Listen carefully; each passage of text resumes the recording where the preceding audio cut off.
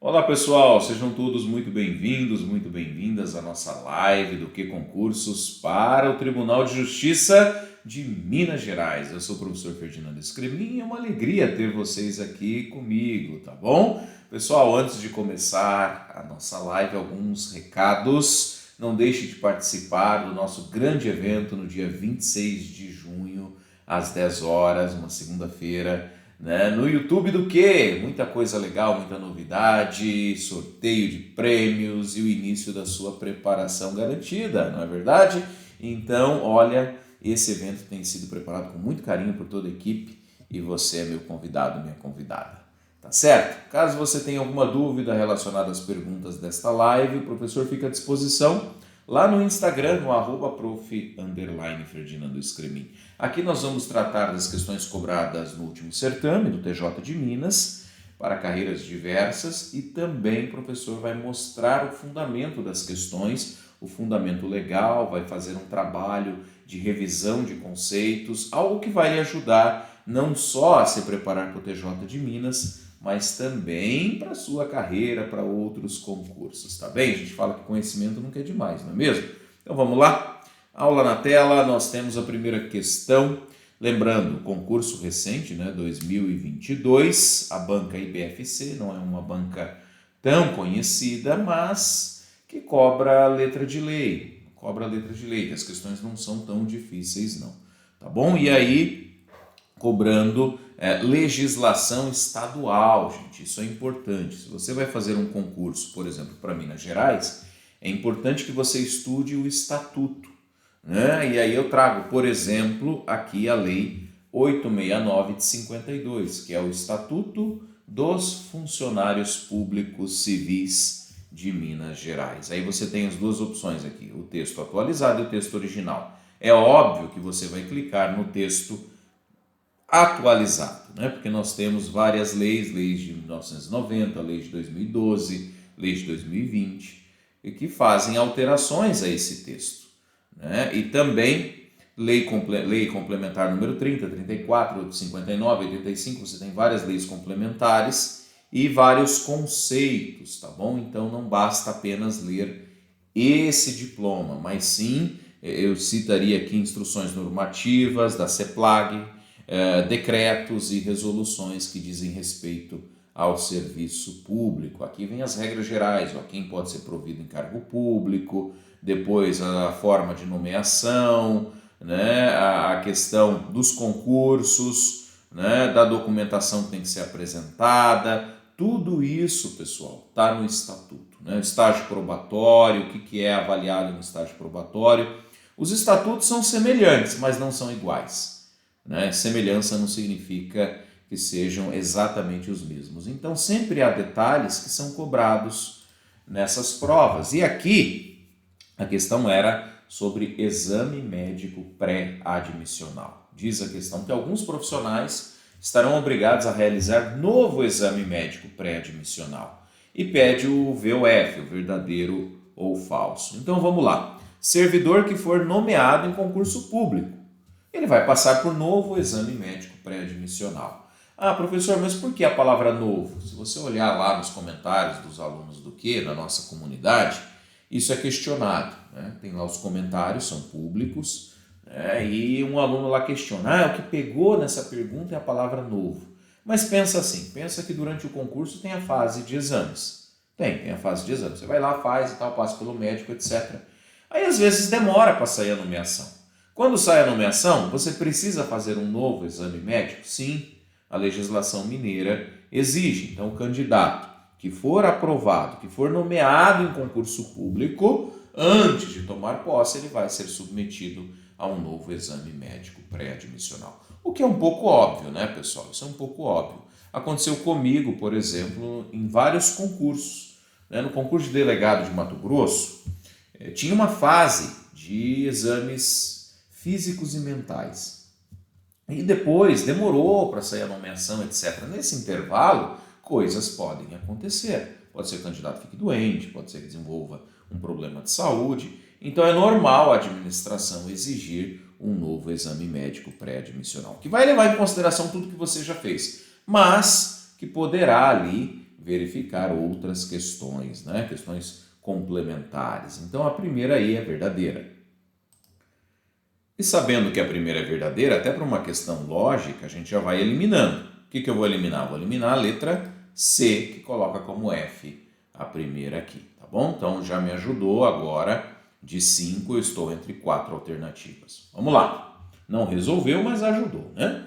Segunda, servidor designado que tiver sido afastado do trabalho por motivo de saúde ou recebido auxílio-doença por período superior a 15 dias, consecutivos ou não, nos 365 anteriores à assinatura do novo contrato.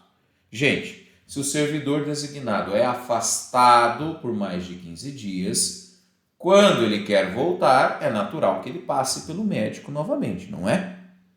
Se nos 365 dias anteriores ao novo contrato, esse servidor designado volta ao serviço, então é importante que ele faça um exame médico. A segunda também está verdadeira.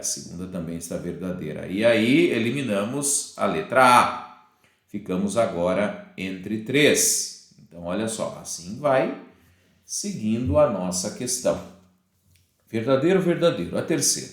Servidor que tenha interrompido o contrato após 1 ano da realização do exame médico. Ele interrompeu o contrato, ele quer voltar. Se na outra, que falava em 15 dias, nos últimos 365 é verdadeira, essa aqui com maior razão, né? É claro, essa aqui com maior razão. Professor, mas onde está isso? Nessa legislação estadual que eu citei, tá? Na Lei 86952, Instrução Normativa CEPLAG, 01/2014, Decreto 46968/2016 e nas resoluções estaduais. Beleza? Então, a terceira também é verdadeira. Aí eu elimino a letra E. Fico agora entre duas, né? E aqui, pergunta que exige conhecimento total da matéria. Servidor, a última, ocupante de cargo em provimento efetivo, então ele já é efetivo. Vamos pensar lá, ele passou no concurso, tomou posse, ele já é efetivo, e aí ele é investido em um cargo em comissão da mesma natureza. Ele já está em um cargo, só muda o rótulo de efetivo, passa para a comissão da mesma natureza. Observe aqui que não há interrupção do exercício funcional, né? Imagine aqui, por exemplo, que lá em Minas você tem um funcionário lá do Detran estadual e de repente ele vira chefe, né? Ele passa para um cargo em comissão, ele tem o concurso dele, tudo certinho, mas ele é convidado a assumir a chefia lá da Ciretran. Só o fato, né, dele assumir a chefia precisa passar por exame médico pré-admissional, ele já está no exercício da função, ele só vai mudar o rótulo, né, que de funcionário ele vai passar a chefe. Então a última é falsa, até por uma questão óbvia. Não há interrupção funcional, ele continua trabalhando para o Estado, simplesmente ele ganha um cargo de direção, chefia ou assessoramento, apenas isso. Mas continua vinculado à administração.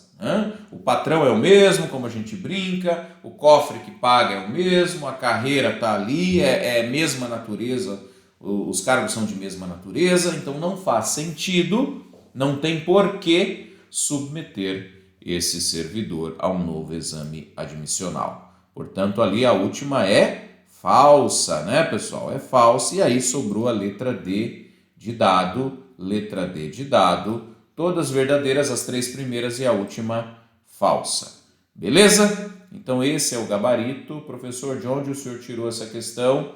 Aqui da plataforma do quê? E do último concurso para analista do TJ de Minas. É pergunta difícil? Não, pessoal. É pergunta que exige conhecimento da legislação estadual. E aí, se você vai fazer um concurso, né, em Minas, no Pará, no Rio Grande do Sul, no Acre, em Alagoas, e não estuda a legislação estadual, você já está um passo atrás da concorrência local, porque a concorrência local vai estudar com certeza essas matérias. Beleza? Pergunta agora de número 2, também do último concurso 2022, TJ de Minas para analista, banca e BFC. Conforme a Lei de Licitações e Contratos, 14133/2021, na modalidade de diálogo competitivo, serão observadas as seguintes disposições, exceto. Quando ele coloca a palavra exceto, é óbvio que ele quer a errada. Exceto é a errada. Tá bom, professor? Diálogo competitivo, o que é isso? É uma nova modalidade de licitação introduzida pela Lei 14.133, por meio da qual a administração faz diálogos preliminares, buscando entender a melhor solução, buscando encontrar o melhor projeto, né, quando a administração ainda não sabe exatamente o que ela precisa. Então o nome fala diálogo competitivo. Olha a ordem das palavras. Diálogo competitivo. Primeiro o diálogo, depois a competição. A administração faz então diálogos sigilosos com as pessoas que querem, que estão interessadas ali em participar, né, com os licitantes previamente selecionados, e depois tem uma etapa de apresentação das propostas e de seleção da proposta mais vantajosa. Tá bom? Isso aqui está na Lei 14.133 e as explicações, os pormenores, vêm a partir do artigo 32. Né? A modalidade de diálogo competitivo, diz a lei, é restrita a contratações em que a administração 1. Quer contratar um objeto, quer algo que tenha inovação tecnológica ou técnica.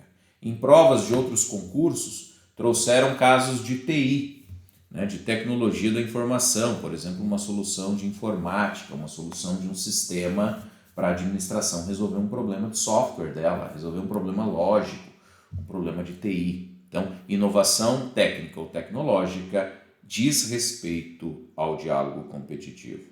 B. Impossibilidade do órgão ou entidade ter sua necessidade satisfeita sem a adaptação de soluções disponíveis no mercado.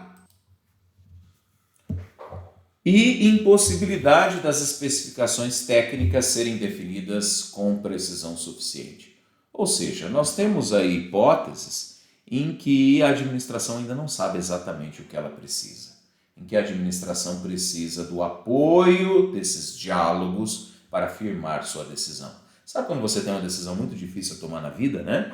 E às vezes você não tem os dados técnicos suficientes. O que você vai? O que você faz? Ah, professor, eu vou conversar com quem entende. Eu vou conversar com quem sabe. Exatamente isso que a administração faz. Ela conversa primeiro e seleciona a proposta depois. Beleza?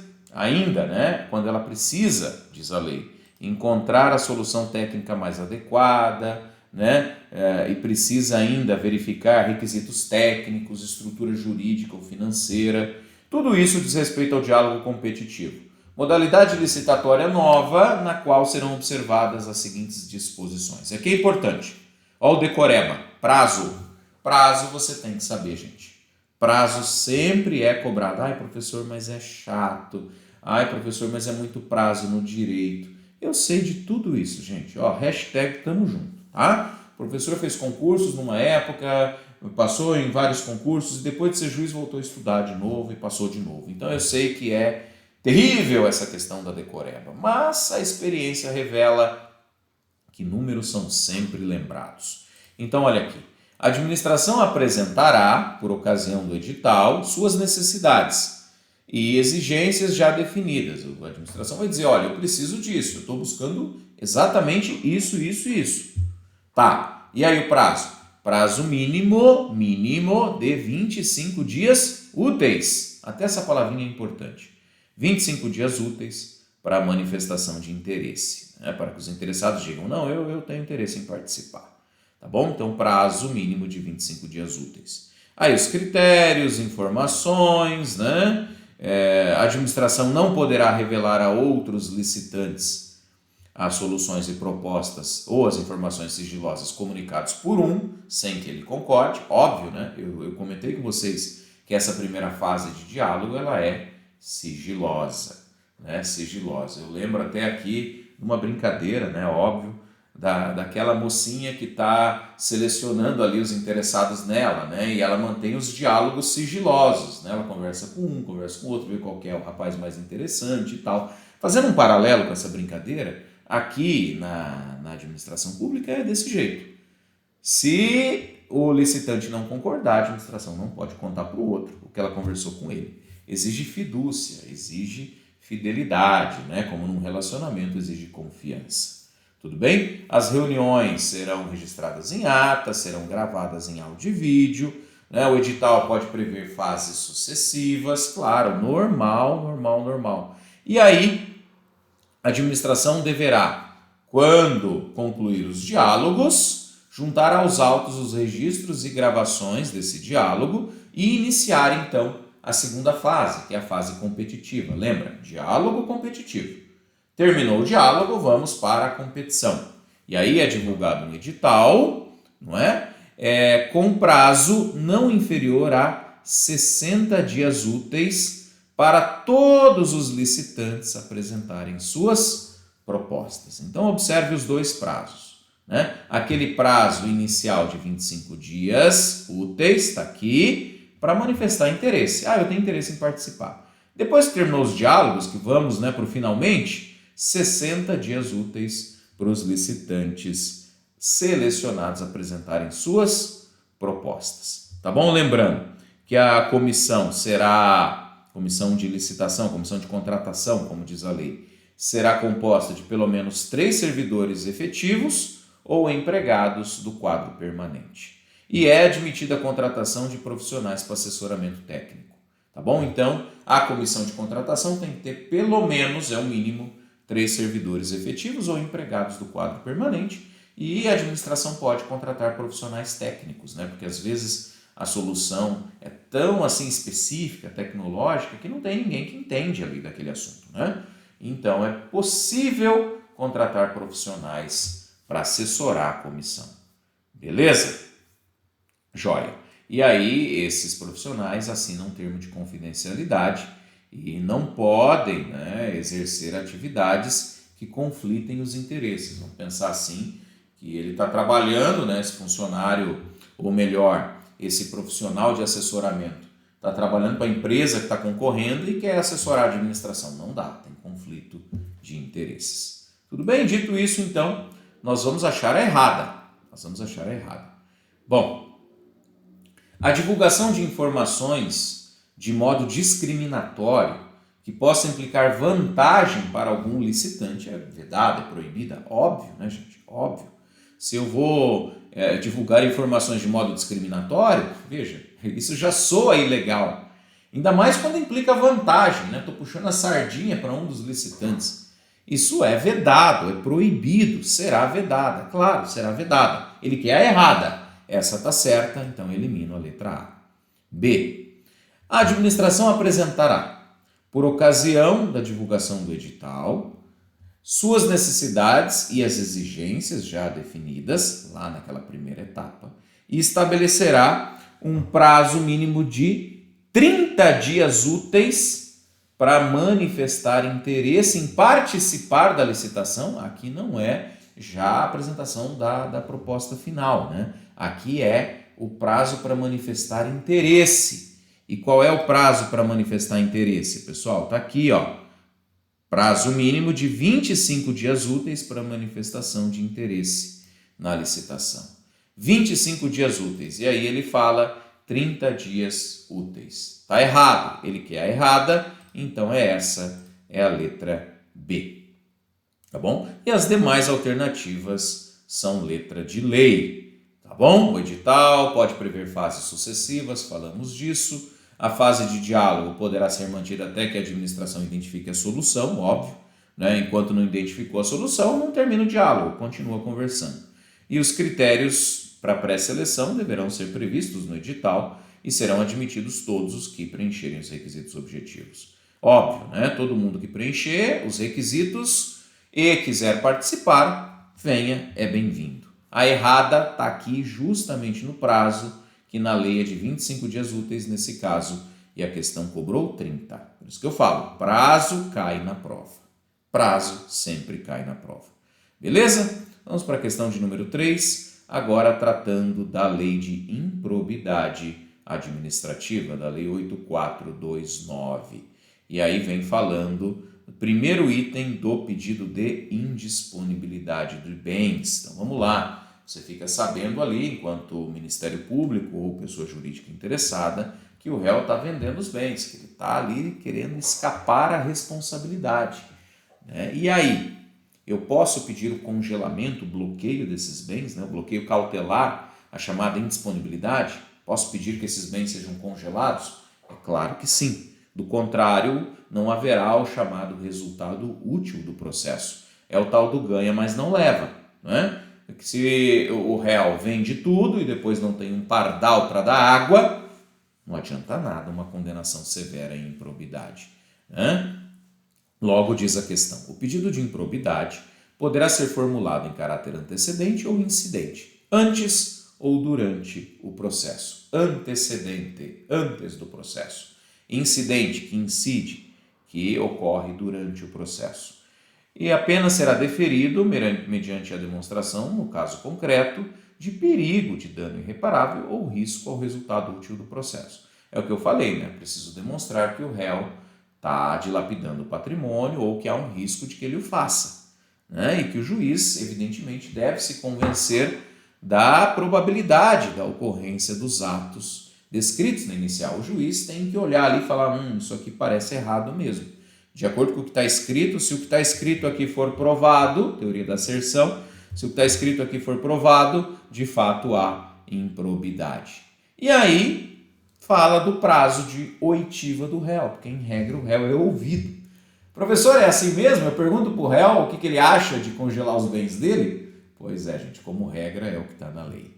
E aí fala do prazo, né? Sempre cuidado com o prazo. Cuidado sempre com o prazo.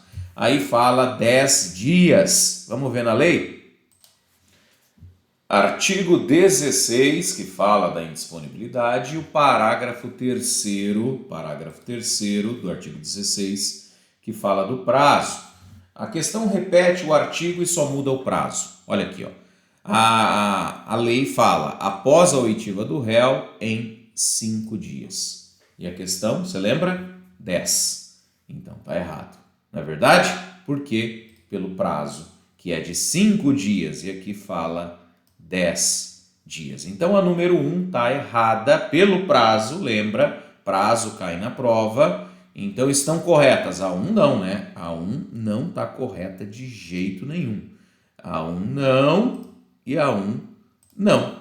Sobraram aqui 2 e 3. Tá vendo? Sobraram aqui 2 e 3 na letra C ou apenas a 3 na letra E.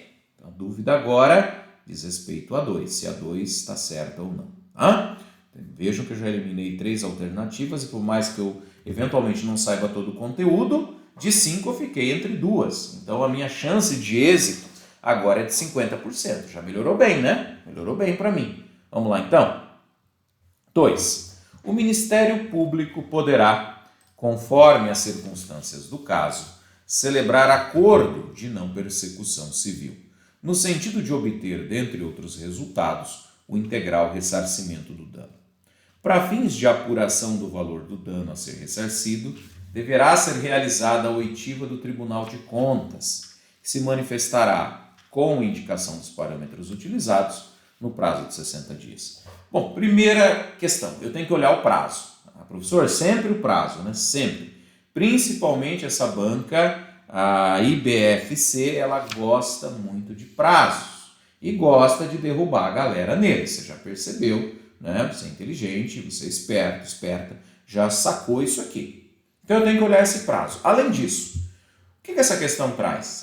Essa questão, que é de 2022, ela foi, né, formulada antes da decisão do Supremo no final do ano, né, da medida cautelar na ADI 7236, de que é relator o ministro Alexandre de Moraes, e ele suspendeu esse dispositivo, porque ele diz o seguinte: eu não posso, diz o ministro, condicionar a atuação do Ministério Público, que é um órgão independente, a manifestação do Tribunal de Contas. Como é que fica a independência do promotor de justiça, do procurador da República, dos membros do Tribunal, do Ministério Público?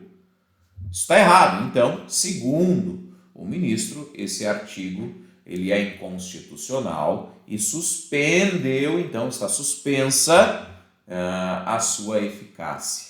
Como o plenário do Tribunal, do Supremo Tribunal Federal vai decidir, nós ainda não sabemos. Tudo bem? Mas, ao tempo deste evento, o artigo está suspenso. Beleza? Mesmo assim, vamos ver a questão do prazo. Vem comigo. O ANPC, o Acordo de Não Persecução Civil, está previsto lá no artigo 17b da LIA. Artigo 17b da LIA, que é a Lei 8429. E aí nós temos no parágrafo 3º, que diz o seguinte: para fins de apuração do valor do dano a ser ressarcido, deverá ser realizada a oitiva do Tribunal de Contas competente, que se manifestará com indicação dos parâmetros no prazo de 90 dias. Né? Esse artigo está suspenso, tá? Você olha aqui, ó. Vide ADI 7236, tá bom? Professor, o senhor sintetizou essas questões? Sintetizei, gente. Tem um e-book do professor. Se você quiser, ele é totalmente gratuito, 0800, tá bom? E aí, como é que eu faço para pedir esse e-book, professor? Para estudar mais a LIA, que sempre cai. Gente, pede o e-book, vai lá no Instagram, manda um arroba lá, um direct, perdão, pro arroba prof_Ferdinando Scremin e fala: olha, professor, eu sou seu aluno, sou aluna do que? Concursos, assisti a live e tenho interesse no e-book. Manda para mim, por favor. O meu e-mail é este. Muita gente esquece do e-mail, aí não tem como o professor mandar. Eu pego o e-mail, colo lá no meu e encaminho. Né? Eu faço um forward, né? Eu encaminho esse material, que, como eu disse, é totalmente gratuito. É um presente meu para você. Tá bom? O prazo, então, eu sei, o artigo está suspenso, mas o prazo da lei é 90 dias e aqui na questão 60. Então, está errado. O item 2 está errado também. Sobrou apenas o item 3, que fala do inquérito civil. O inquérito civil para apuração do ato de improbidade será concluído no prazo de 365 dias corridos, prorrogável uma única vez por igual período, ou seja, 365 mais 365 corridos, mediante ato fundamentado que deve ser revisado pela instância competente do Ministério Público, do órgão ministerial, conforme lei orgânica. O prazo é esse mesmo, eu vou mostrar aqui para você na lei. Até porque, né, professor, se não fosse isso, a questão estaria anulada, né? A questão seria nula. Vou mostrar o prazo, olha só. Artigo 23, temos aqui o parágrafo 2º. O inquérito civil para apuração do ato de improbidade será concluído no prazo de 365 dias corridos, prorrogável uma vez por igual período por ato fundamentado, sujeito à revisão do órgão ministerial superior. Tá bom? Gente, é isso aqui, tá? Observe que nas questões que nós resolvemos agora, uma forte incidência de prazos. Uma forte incidência de prazos. Observe aqui, no item 1 cobrando prazo, no item 2 cobrando prazo e no item 3 cobrando prazo. Nos 3 itens da questão. E as outras que nós respondemos até agora também, forte cobrança de prazos. Então fique de olho se o seu concurso do TJ de Minas ou o que você vier a fazer tiver como organizador essa banca aqui, a banca IBFC, olha, gente, cuidado com os prazos. Beleza? Vamos para a próxima aqui, então. Nova lei de licitações e contratos. Essa banca gosta de licitações, hein? Ela fala da concorrência nessa questão, que é uma modalidade para a contratação de bens e serviços e obras e serviços comuns e especiais de engenharia. E o que ela pede? O critério de julgamento. Questão dada essa, porque você vai lá na lei, eu vou mostrar, é só lembrar dos critérios de julgamento da concorrência, da modalidade de concorrência. Olha só. Artigo 6º, inciso 38. Artigo 6º, inciso 38. Aqui um bizu do professor. Se você vai estudar licitações, e sobretudo a Lei 14.133, o artigo 6º é o sumário da lei. É o sumário. Você deve olhar e memorizar os conceitos trazidos pelo artigo 6º. Eu diria que é talvez um dos artigos mais importantes, se não for o mais importante, tá? Mas não vou ser absolutista aqui, né? Vou colocar um dos mais importantes, mas olha, estuda, entendeu? O artigo 6º fundamental, porque ele traz conceitos que você precisa compreender para entender bem a lei, nova lei de licitações, a lei 14.133. Então, o artigo 6º, 38, fala: concorrência. Modalidade de licitação para a contratação de bens e serviços especiais e obras e serviços comuns especiais de engenharia, cujo critério poderá ser, aí ele traz os critérios de julgamento. Menor preço, óbvio, né? A administração está buscando uma proposta mais vantajosa. Necessariamente é o menor preço? Não, não necessariamente, não obrigatoriamente. Mas é o primeiro que eu tenho que olhar, né? Às vezes o barato sai caro, eu sei. Mas o primeiro critério é o menor preço. Depois, melhor técnica ou conteúdo artístico. Técnica e preço. Maior retorno econômico quanto aos projetos de investimento da administração. E letra E, maior desconto. Tá bom? Menor preço, técnica ou conteúdo artístico, técnica e preço, maior retorno econômico e maior desconto. Vamos ver a alternativa? Vamos ver a questão? Menor preço, tá lá? Tá lá, professor, olha aqui, ó. Menor preço, letra A, show. Melhor técnica ou conteúdo artístico, tá lá? Tá aqui também. Melhor técnica ou conteúdo artístico. Depois, maior retorno econômico, tá previsto? Pode ser esse? Pode. Maior retorno econômico. Tá bom? Olha a questão como foi formulada. Dentre outros, pode ser. Pode ser menor preço? Pode. Pode ser melhor técnica ou conteúdo artístico? Pode. Pode ser maior retorno econômico? Pode. Eles estão aqui? Estão na lei, então pode, qualquer um deles. Não está pedindo a ordem, está pedindo a possibilidade de aplicação desses critérios. E é óbvio que os três estão corretos. Então, nós vamos buscar aqui as alternativas 1, 2 e 3. Beleza? 1, 2 e 3. Vamos ver aqui só nas estatísticas e 41% dos alunos erraram, né? Porque é uma questão mais parruda, né? Uma questão mais casca-grossa. Ah, professor, você pode falar para mim, né? Mas assim fica fácil, o senhor mostra a lei, mostra a questão. Mas é assim que a gente estuda, né? Depois que você estudou a lei, você vai fazer a questão. Se você não tiver conhecimento suficiente para responder com segurança, você tem que voltar à lei. É cara crachá, pessoal, é cara crachá. Olha a lei, olha a questão. Claro que você lê a lei e tenta resolver a questão. Mas quando não dá, o cérebro começa a bugar. E agora? O que eu faço? Não é? Deixa eu tirar a dúvida. Aí você volta na dúvida e fala, é isso. Esse método acaba assentando, firmando, fixando as informações no cérebro. Tá bom? Por isso que não adianta você sair também aí atropelando. Vou resolver questões de qualquer jeito. Não. Você tem que fazer um estudo qualificado. Você tem que fazer um estudo proveitoso. Né? Você vai aprender a dirigir. Você vai pegar o carro e botar aí uma velocidade excessiva? Não vai. Você vai acabar aí, né, cometendo uma tragédia contra si ou contra terceiros. Não adianta também só querer atropelar as coisas, gente. A gente estuda com calma, vai na lei, volta. Tudo isso ajuda no processo de memorização. Tá bom? Então é por isso mesmo que o professor traz a lei. Porque não tem outra forma de você aprender senão fazendo. Aliás, fazer o know-how, o laissez-faire, é a melhor forma de aprendizado. Tá bom? Vamos voltar aqui então para as nossas questões e avançar. Questão de número 5. De novo, professor, licitações e contratos? Pois é, de novo, pergunta dada que está lá no artigo 2º da lei. As disposições da lei 14.133 se aplicam. Ele quer saber, né, como a lei pode ser aplicada. Então está lá no artigo 2º, olha só. Esta lei aplica-se, aí vem, alienação e concessão de direito real de uso de bens. Então, vamos pensar aqui que a administração vai vender um bem, ela aplica a lei de licitações.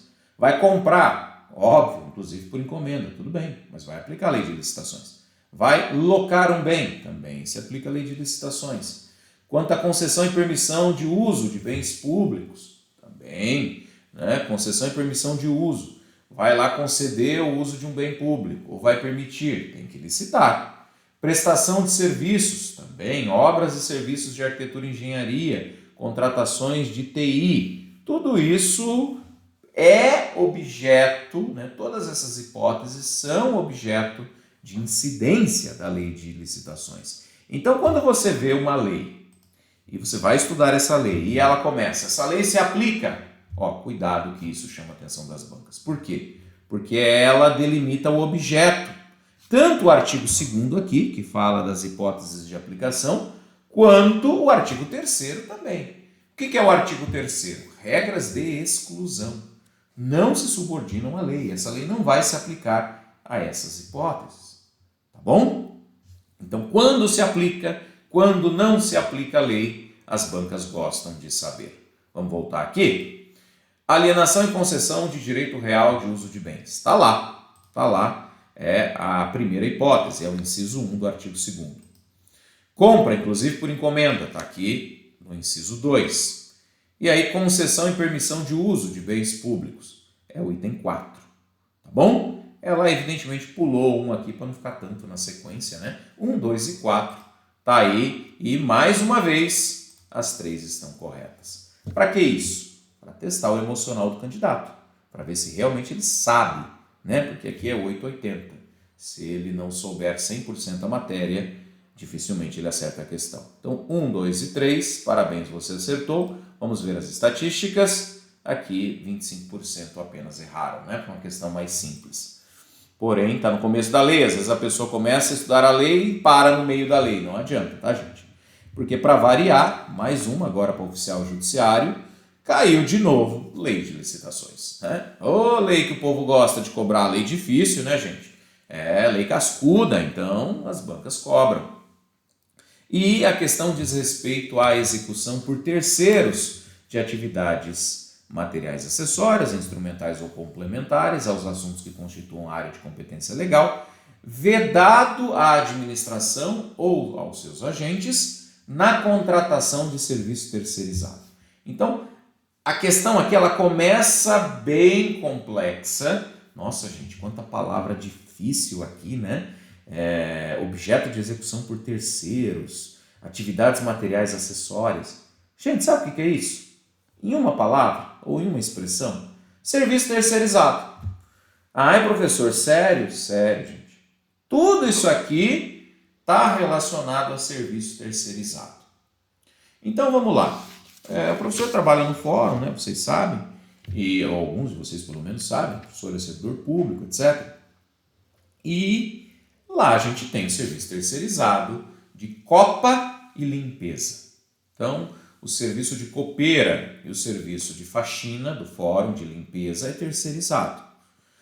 Há um contrato do tribunal com a empresa e a empresa fornece esses serviços. Então, são atividades materiais acessórias que vão ajudar as atividades do fórum. Né? Se o fórum estiver sujo, fica ruim trabalhar. Né? Questão de água, de café, essas coisas também, que ajudam inclusive na produtividade, né, dos servidores, etc., na qualidade dos servidores, do ambiente. São atividades materiais acessórias, são instrumentais, quer dizer, ajudam, né, são auxiliares, complementares ao serviço judiciário. Por exemplo, serviço de segurança. Nós temos aqui no fórum, em muitos fóruns do Brasil, o detector de metais e tem os vigilantes patrimoniais. Eles cuidam das câmeras, né? Eles cuidam da segurança orgânica do fórum e eles também fiscalizam a detecção de metal. Perfeito? Atividades acessórias.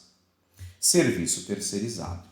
O que a pergunta está querendo saber é o seguinte: o que a administração não pode fazer nessa contratação? O que é proibido? Né? O que é proibido nessas atividades terceirizadas relativamente à contratação delas? Eu posso, por exemplo, né, chamar meus amigos para serem os terceirizados só porque eu sou o diretor do fórum? Não, não posso. Eu não posso. Né? Isso aí seria uma burla à lei. Né? Seria uma burla, seria uma violação à lei, principalmente ao princípio da moralidade. Então, eu vou mostrar para vocês quais são as vedações. Olha lá. Artigo 48 da Lei de Licitações. Poderão ser objeto de execução por terceiros, aí vem a explicação, atividades materiais acessórias, instrumentais ou complementares. Vedado à administração ou aos seus agentes na contratação do terceirizado. O que não pode fazer? Indicar pessoas expressamente nominadas para executar direta ou indiretamente o objeto. Então tá bom, vamos contratar aqui as copeiras, então você contrata a Maria, a Joana e a Filomé, que são minhas amigas. Os vigilantes, pega ali o João, o Pedro e o Mário, porque eu conheço, gente boa e tal. Estou indicando expressamente, não pode. Não pode. Né? Isso aí é proibido.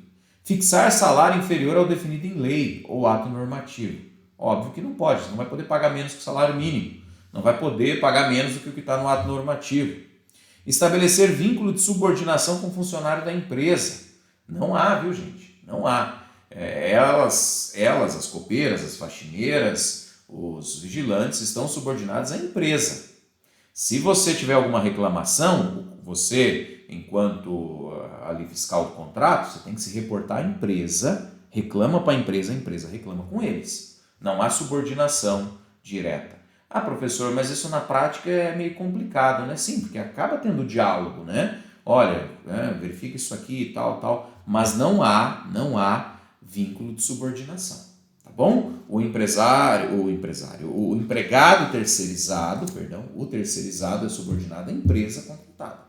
E quem presta contas à administração é a empresa contratada, tá? Se tiver que puxar a orelha, fala com o responsável vem em loco e faz uma reunião com eles. Isso acontece bastante, tá? Acontece bastante quando tem problema, o juiz, no caso do judiciário, né, liga pro representante da empresa e fala, olha, está acontecendo isso. Por exemplo, tem funcionário teu dormindo em serviço, tem funcionário teu vendo material impróprio no computador. Então, tem que ser tomadas providências. São celebradas as comunicações, né? Feitas essas tratativas, e aí vem o representante da empresa, faz uma reunião, demite quem tiver que demitir, contrata quem tiver que contratar, corrige, apara as arestas, mas isso é feito pela empresa. Certo? Também não pode o agente público, né, ou a administração definir a forma de pagamento mediante exclusivo reembolso dos salários pagos. Né? O que seria isso? A empresa paga e reembolsa. Isso não pode. Isso não pode. A administração tem que pagar e a empresa repassa. Não é verdade? E não reembolso. Repasse é diferente de reembolso. Tá bom? A administração paga e aí a empresa pega esse dinheiro, cobre os custos, etc., tem a parcela do lucro, né, e paga os seus funcionários. Tá bom? Demandar a funcionário da empresa a execução de tarefa fora do escopo. Então vamos lá, né? Vamos pensar que a pessoa é contratada ali para fazer o cafezinho. Aí você pega e fala, não, hoje você vai fazer uma janta aqui pra gente, né? Porque nós estamos famintos, vamos celebrar aqui o final do semestre, então faz um bolo, faz uma sobremesa, a gente quer coisa fina, tá? Não está no contrato isso aí, não está nas obrigações dela, da funcionária, né, terceirizada, fazer bolo, fazer costela, assar churrasco, não pode, isso é proibido, tá aí, né? Professor, mas isso é óbvio, eu sei, mas o óbvio precisa ser dito. E 6, é proibido prever em edital exigências que constituam intervenção indevida da administração na gestão interna, aquilo que eu falei, né? A gestão interna compete à empresa contratada e não à administração. Beleza, gente? Tá bom? Então essas são as vedações. O parágrafo único fala que durante a vigência do contrato é vedado ao contratado, né, à empresa, contratar o cônjuge, companheiro ou parente até o 3º grau do dirigente do órgão ou entidade contratante, aquela história, né? O contratante não pode usar a empresa contratada, a terceirizada, para botar os parentes dele, né? Isso ofende a moralidade. Então eu vou pegar a empresa contratada e falar, contrata meus parentes agora. Então, não pode, gente. Isso é imoral. Beleza? Feitas essas observações, então vamos lá. O que é proibido à administração ou seus agentes? Número 1. Indicar pessoas expressamente nominadas para executar direto ou indiretamente o objeto contratado. Isso é proibido. Eu não posso indicar, vai contratar o João, a Maria, o Mário. Nós até comentamos sobre isso. Então o item 1 está correto. 2. Fixar salário inferior ao legal, ao definido em lei, ou ato normativo. Também é proibido. E 3. Estabelecer vínculo de subordinação com funcionário da empresa terceirizada. Também é proibido. Então essas 3 assertivas, essas 3 afirmações estão equivocadas, né? E a pergunta é, O que é vedado? O que é proibido? Tudo isso aqui. 1, 2 e 3 é vedado, não é? Então estão corretas 1, 2 e 3. Esse é o gabarito. Questão dada, mas que exige a leitura e o conhecimento da lei. Veja aí, 35% de erro. São questões fáceis? São questões fáceis. Não são questões difíceis porque elas reproduzem o que está na lei. São questões tranquilas, mas que exigem de você, candidato, candidata, a leitura atenta. Por isso que eu digo, o primeiro estudo é sempre da lei seca. Volta e meia eu recebo os alunos perguntando, professor, eu quero começar a estudar, como é que eu faço? Começa pela lei. Mas eu não entendo a lei. Aí você vai para o PDF, aí você assiste a videoaula e depois você resolve quilos e quilos de questões. Tá bom, gente? Com isso nós concluímos a live. Muito obrigado pela sua participação. Agradecimentos ao Que Concursos, ao nosso CEO Caio Moretti, a técnica que nos ajudou e também os coordenadores, os professores Baronovski e Rezendão. A você que me acompanhou até aqui, um forte abraço. Tchau, tchau.